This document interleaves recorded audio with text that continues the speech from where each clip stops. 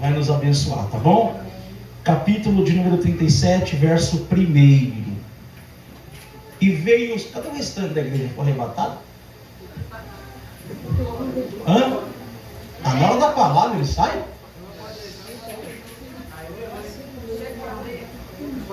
Não, por favor, me ajuda. Eu fiquei aqui na hora que você estava tocando.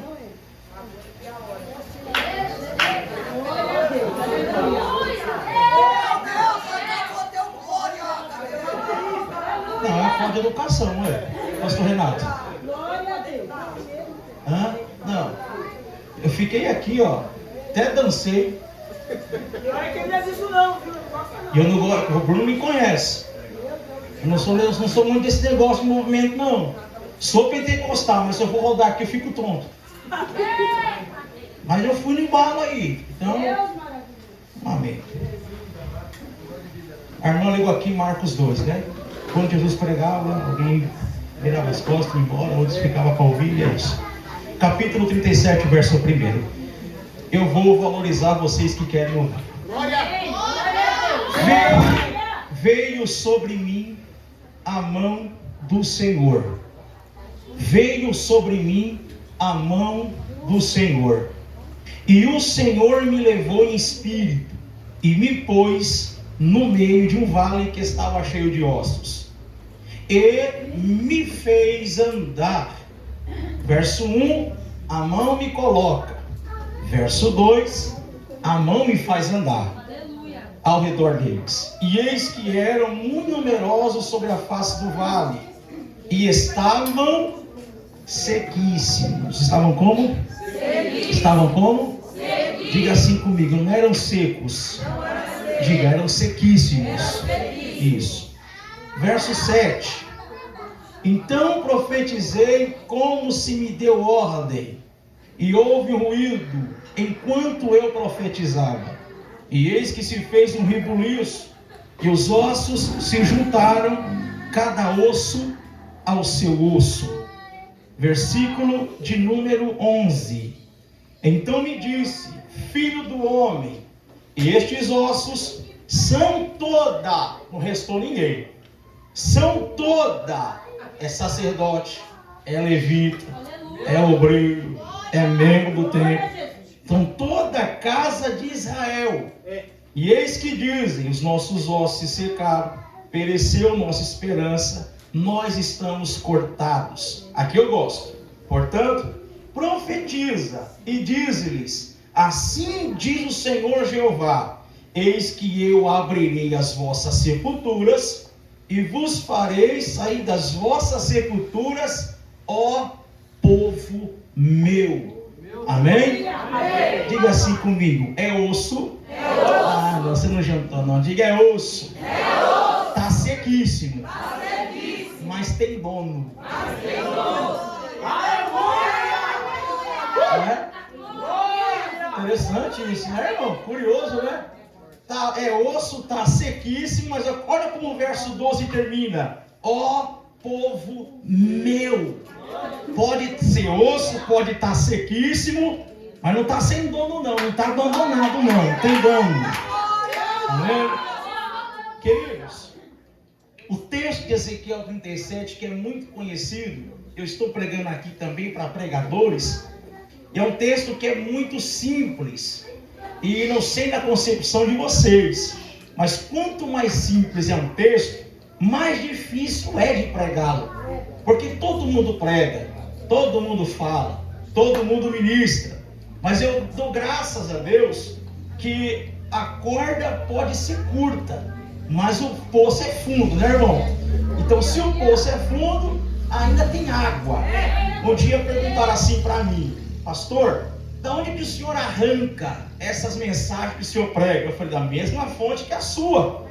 Ele falou, não, é impossível, porque eu leio o mesmo troço, eu leio a mesma coisa e não consigo arrancar o que o senhor arranca. Eu falei, a pergunta não é da onde, a pergunta é quanto tempo eu passo na fonte, porque quanto mais tempo você passa na fonte, mais água você arranca dela.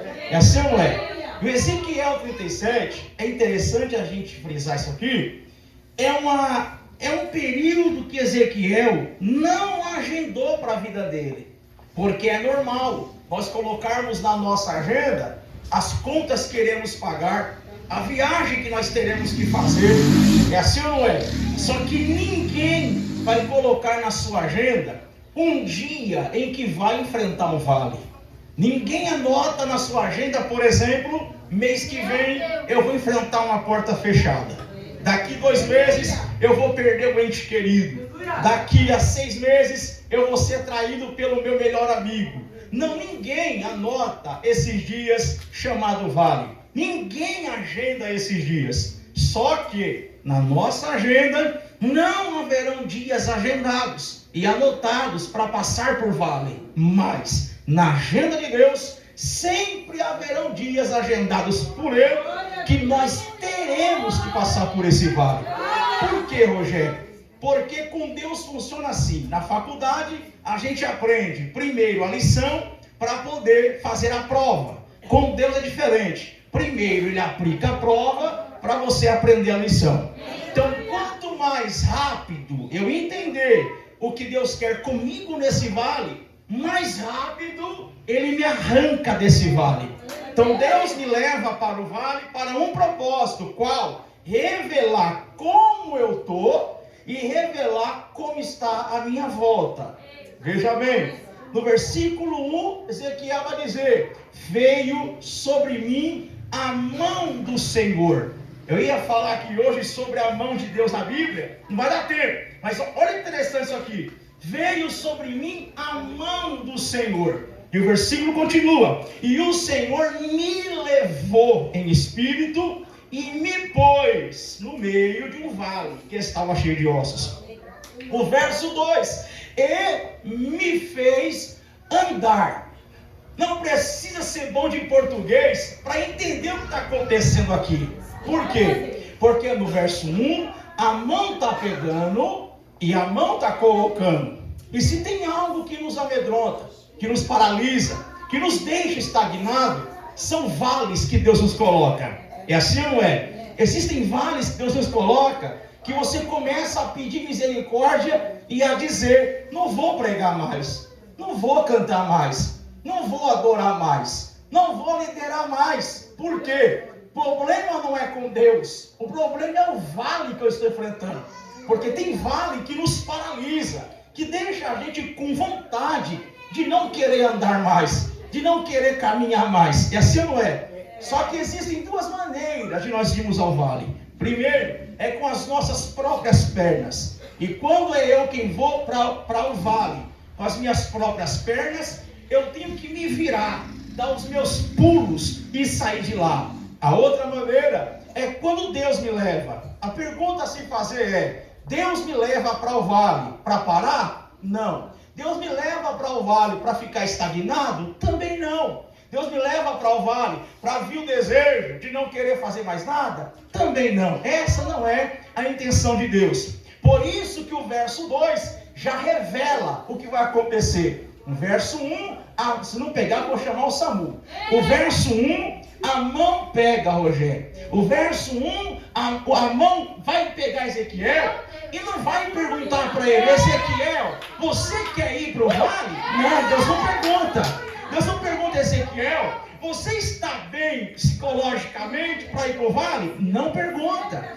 Deus não pergunta se Ezequiel, você está bem financeiramente para ir para o vale? Não. Pastor, por que Deus não pergunta? Primeiro, porque Ele é soberano e Ele não precisa pedir nada para a gente, para fazer para a gente, para colocar a gente e através da gente. Só que quando a mão pega, a mão diz o texto que Ele coloca, Bruno, Ezequiel, pastor Renato, no vale. Aí o verso 2, porque imagina comigo, ao ser colocado no vale, Ezequiel fica igual a gente. E agora? Como que eu vou caminhar? Como que eu vou andar? Vale falta força, vale falta pique, vale falta humor, vale falta espiritualidade. Só que aí o verso 2 vai dizer: e me fez andar. Ezequiel, segura. Ezequiel não entendeu. O que? Você acha, Ezequiel, que eu sou irresponsável de te pegar, te levar para o vale, te colocar no vale e te deixar perecer? Porque o verso 2 revela: Ezequiel não vai andar por conta própria. Ezequiel não vai andar porque tem força, pastor. Ezequiel não vai andar porque tem pique. Ezequiel não vai andar porque está disposto. Não, porque o verso 2 revela. Não é Ezequiel quem anda por conta própria. O verso 2 fala: e me fez andar. Por exemplo, ele chega, fica paralisado, fica estagnado. Aí Deus fala: Ezequiel, se fosse pela sua força, daqui você não saía, daqui para lá você não chegava, daqui para lá você não alcançava. Mas como não é sobre você, é sobre mim. E me fez andar. Se eu fosse você, eu dava glória. Por quê? Porque no verso 1, Bruno, a mão pega e a mão coloca. Mas no verso 2, a mesma mão que coloca é a mesma mão que dá suporte para fazer o profeta caminhar sobre o vale. Deus te trouxe aqui para ouvir uma palavra. Qual? Quem te colocou nesse vale foi eu. Quem te levou para esse ambiente medonho foi eu. Quem te levou para esse vale foi eu, diz o Senhor. E a pergunta é: vai parar? Não. Vai desistir? Não. Por quê? Porque não é sobre você, é sobre a força que está nele. Meu corpo arrepiou, meu corpo arrepiou. O Senhor te trouxe aqui para dizer para ti: se fosse pela tua força, você já teria parado. Se fosse pela tua força, já teria desistido. Mas o texto fala: ele colocou, ele leva, ele leva, ele leva, ele leva. Quem tem glória para dar a ele? Levante o calante, o amachura, calamarraia. A mesma mão que coloca é a mesma mão que leva. Segura. Quando ele leva, vou encerrar. Quando ele leva, o texto fala: ele fez andar ao redor e estavam sequíssimos. Estavam sequíssimos. Como que Ezequiel vai perceber a condição do vale? Porque quando ele chega no vale, o texto diz que Deus vai fazer ele andar. E só pode notar a situação do vale. Ah, você tá de graça, você não pegou, Só tem moral para dizer que tá difícil. Tá difícil. Tá complicado. O troço tá estranho. A pressão tá grande. Não vem falar para mim que tá difícil e você parou. Não. Só tem moral para dizer que tá difícil, que tá sequíssimo, que é numeroso, que o negócio tá feio. Quem quando chegou no vale não parou de andar até agora. Tá andando. Situação tá feia, mas tá andando. Aleluia. Falaram mal, mas tá andando. Estão perseguindo, mas tá andando. Aprenda uma coisa: Deus não te colocou no vale para ficar parado. Ele te colocou no vale para perceber a condição que está esse vale. E qual é a condição? Sequíssimos. Vou encerrar. Olha que Deus falou comigo: Rafael, os ossos estão secos. Eles estão sequíssimos. Olha o detalhe disso. Pastor, qual a diferença? Eu tenho 2 amigos que são médicos. E eu falei para eles assim: me ajuda nessa questão aqui. Se você não souber isso aqui, rasga o diploma. Me explica sobre o osso. Aleluia. Meu Deus. O que você quer saber? Falei: tá aqui, ossos sequíssimos. Me explica isso aqui. Isso aqui é moleza. Não me explica. O osso passa por 3 estágios. Primeiro fica seco. Segundo fica sequíssimo. E terceiro vira pó.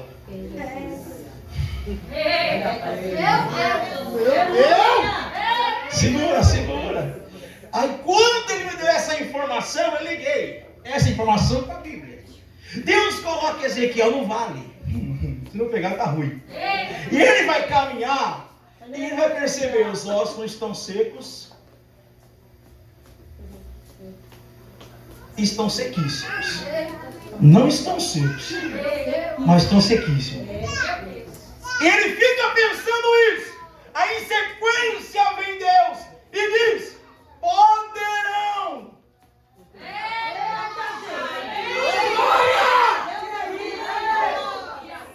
Poder. Ó, ele viu, ele percebeu.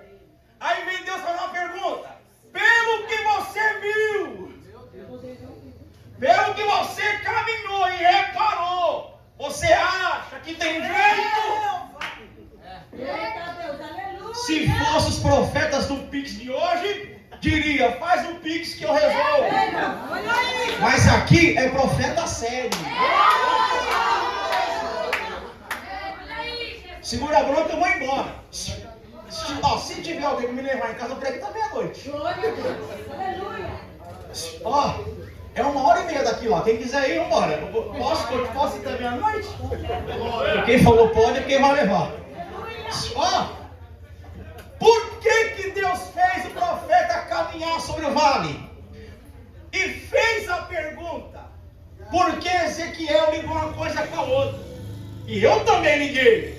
Se os ossos estão sequíssimos, se Ezequiel pensasse um pouquinho, varão, ele entender: primeiro, fica seco; segundo, sequíssimo; e terceiro estágio, pó. Se está sequíssimo, Ezequiel poderia dizer: se não virou pó, ainda tem. Deus me trouxe aqui para dizer para você: a sua família não virou pó, o seu ministério não virou pó, a sua chamada não virou pó, as suas finanças não viraram pó. Pastor, só Deus sabe a situação que eu estou. Eu sei, está sequíssimo. É por isso que Deus está te fazendo andar, para você perceber a condição que está. E percebendo a condição que está, você não entendeu, porque o desespero nos cega. O desespero faz a gente ficar cego por aquilo que já está na cara. Aqui que Deus está falando para nós: o osso ainda está sequíssimo. Ezequiel, poderão viver. O que Ezequiel não entendeu é: se não virou pó, ainda tem jeito. Ainda tem jeito. Deus me trouxe de mundo das artes aqui para dizer para alguém: se não virou pó, dê glória, glorifica, exalta. Por quê? Porque ainda tem jeito. Tem jeito, tem jeito. Quem crê que tem jeito, levanta a mão. Se não virou pó, ainda tem jeito. Pastor, já morreu tem mais de dia. Jesus, gente, bora para Betânia. Por quê? Não virou pó? Já cheira mal, é verdade. Tem gente me julgando lá, que falou que se eu tivesse ido, mas só que eles não entendem. Que eu gosto de chegar. É no segundo estágio. Enquanto está seco, deixa que eu resolvo, Senhor. Está sequíssimo, o negócio começa a engrossar. Aí vem o Senhor e fala: Marta, se creres em mim, verás a glória de Deus. Ó, quando ele entra, Deus pergunta: poderão viver estes ossos? Eu disse que se fosse profeta de hoje, diria o quê? Deixa que eu resolvo. Só que Ezequiel é inteligente. Quem me trouxe aqui? Não estava na minha agenda. Eu não planejei, Alexandre. Eu não arquitetei. Eu nem sonhava estar aqui. Já que não é eu quem planejei, não sou eu quem agendei, não sou eu quem vim. E tem mais, esse vale aí, ó, não é meu. Meu Deus, é forte. Olha o que ele fala. Senhor Jeová, eu não sei de nada. Tu o sabes. Segura a bronca, eu vou embora. Ó, Ezequiel está me ensinando uma lição muito importante. Não queira resolver vales que Deus te coloca. Ixi. Azedou. Agora azedou. Lembra que eu falei? Vale que você entra, se vira, sai dele. Mas vale que Deus te coloca, não queira resolver vales que Deus te colocou. Pastor, o que eu faço? Transfere a responsabilidade para quem pode resolver. Porque quando ele fala, só tu sabes, então, verso 4, me disse, profetiza sobre esses ossos e dizes, ossos secos, ouvi a palavra do Senhor. Agora vai doer, posso falar ou não? Posso falar ou não? Ouvir corinho é bom, mas ouvir palavra é melhor.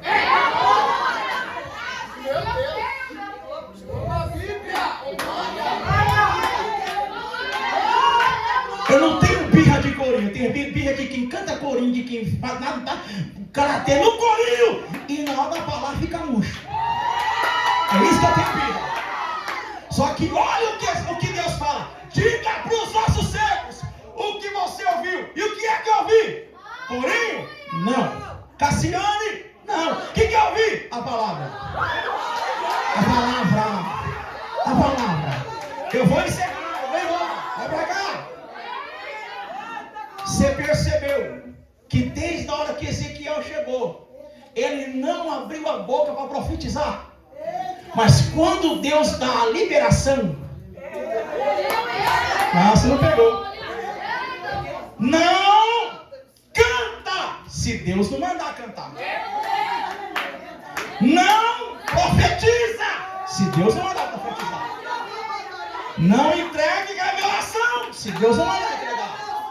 Por quê? Porque olha o que Deus vai falar para Ezequiel: diga para os ossos tudo o que você vai ouvir de mim.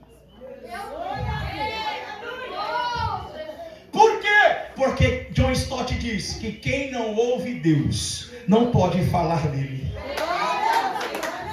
E acabou a glória agora, hein? Quem não ouve Deus não tem moral para falar de Deus. O irmão veio aqui e falou assim: eu fui no meu quarto e perguntei a Deus o que é que Ele queria que eu falasse. Me apaixonei. Por quê? Porque isso é preocupação de entregar o que Deus quer que eu entregue. Eu vou lhe falar, não se assuste. Pregadores, não precisa impressionar, é só ouvir Deus. Cantores, não precisa impressionar, é só ouvir Deus. Você ouvindo Deus, o foi na cruz, o negócio acontece. Você ouvindo Deus, o alma batida, o negócio flui. Você ouvindo Deus, a ovelha perdida ouve a voz do pastor e volta, e volta.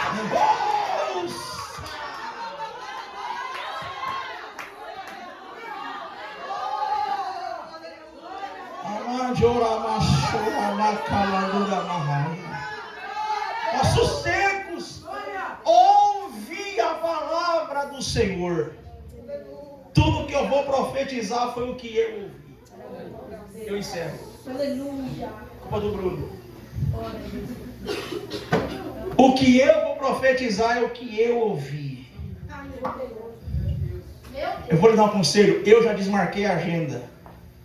Não tenho vergonha de falar, porque eu não ouvi Deus. Eu vou lá fazer o quê? Desmarco a agenda, devolvo a oferta, mas não vou.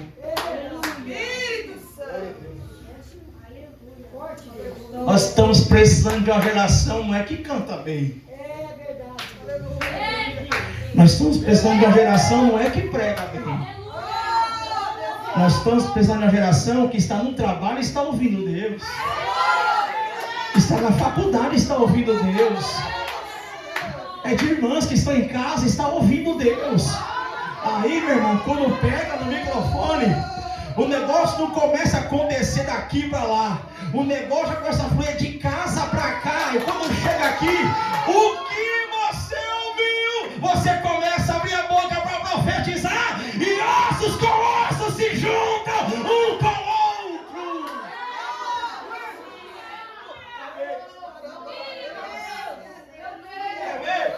Como que eu vou falar de Deus se eu não falo com Ele?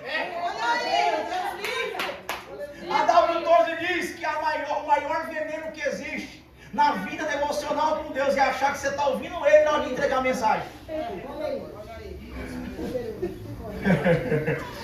Ó, para encerrar, como que eu vou chegar aqui? Não, se não pegar tá ruim. Como que eu vou chegar aqui?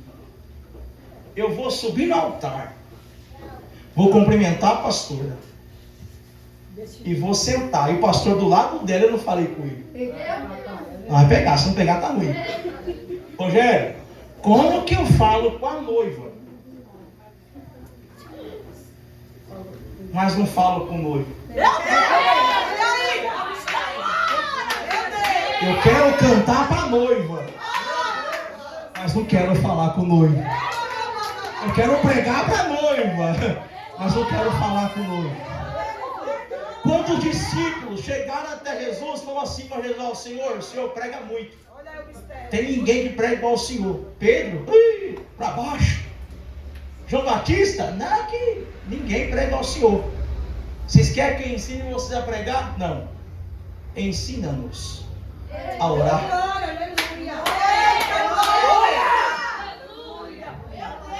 Olha para cá. John Wesley disse: Senhor, me dê 100 homens que nada temem, a não ser viver uma vida de pecado, mas que levem uma vida de oração, e eu abalarei a terra. Segura a bronca agora, eu vou lançar aqui e vou deixar para vocês. Como que nós iremos abalar Jundiapeba? Meu Deus. Grande Deus, aleluia. Ele sabe muito bem disso. Sempre peguei no pé dele. Quer ser pregador? Vai orar, meu filho. Quer ser pregador? Vai ler Bíblia. Ele está de prova aqui. E eu sempre fui um exemplo, que na minha casa era um cômodo só. Mas quando eu ia orar, todo mundo saía para fora. O que você está vivendo hoje não é a oração de hoje. Jesus, quando chegou no túmulo de Lázaro, ele vai deixar para orar lá. Ele já tem vida de oração antes de chegar em Betânia. É por isso que a oração dele não foi demorada. Olha o que ele falou: Pai, eu te dou graças porque eu sei que sempre o Senhor me ouve. Lázaro, vem para fora. Vou repetir. A oração de Jesus não durou nem 3 segundos. Pastor, não precisa orar para operar milagre. Você que pensa. Jesus não deixou para orar em Betânia. Ele já tinha vida de oração antes de chegar em Betânia. E quem tem vida de oração não tem necessidade de milagre. Ele fala e acontece. Fala com ele. Fala com ele. Eu ouvi. Ossos secos, eu ouvi. Aí para encerrar, ele profetiza. Você sabe a história? Ele profetiza. Se levanta, tem vida.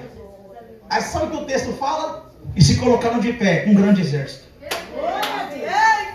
Um grande exército. Você reparou que se não pegar tá ruim. Que uma geração de caído não conseguiu derrubar um profeta de pé no vale. Mas um profeta de pé, ouvindo Deus com a palavra certa, com a direção certa, levantou uma multidão de caídos. Deus está dizendo: eu quero te usar para levantar quem está caído. Eu quero te usar, mas quem faz barreira é você. Se você me ouvir, se você fizer do jeito que eu estou mandando, a partir do momento que você começar a abrir a boca, vai ter que acontecer. Para encerrar, você reparou que só começou a acontecer depois que Deus deu a liberação? Abre a boca e profetiza. Eu vou falar algo aqui, não se espante. Por que ensinaram pra gente assim, ó? Abre a boca, determina, porque vai acontecer. E você, bobão, acreditou. Vai acontecer, eu ouvi que vai acontecer. Mas quando Deus vai, não. Ih, agora acabou a glória, agora não. Quer ver? 10 anos profetizando, por que não aconteceu? 10 anos descendo no monte, subindo no monte, jejuando, profetizando, não aconteceu. Ué, não era só abrir a boca e profetizar?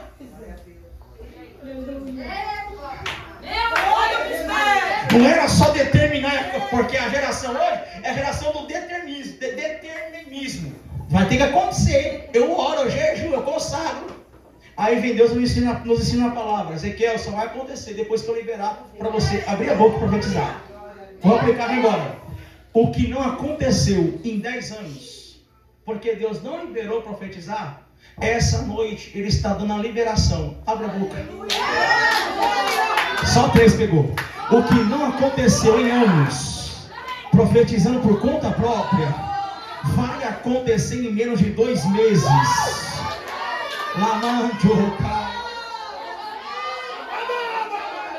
As portas que não se abriram durante anos, e você profetizou, você determinou, não aconteceu. A partir de agora o Senhor está dizendo: você entendeu a lição, você entendeu o vale, e entendendo o vale, você está tendo agora a liberação para abrir a boca e dizer: abre porta, vem cura, salva meu marido, salva meu filho, porque a partir de hoje Ele está liberando. Quem crê, aplauda o Senhor, quem merece.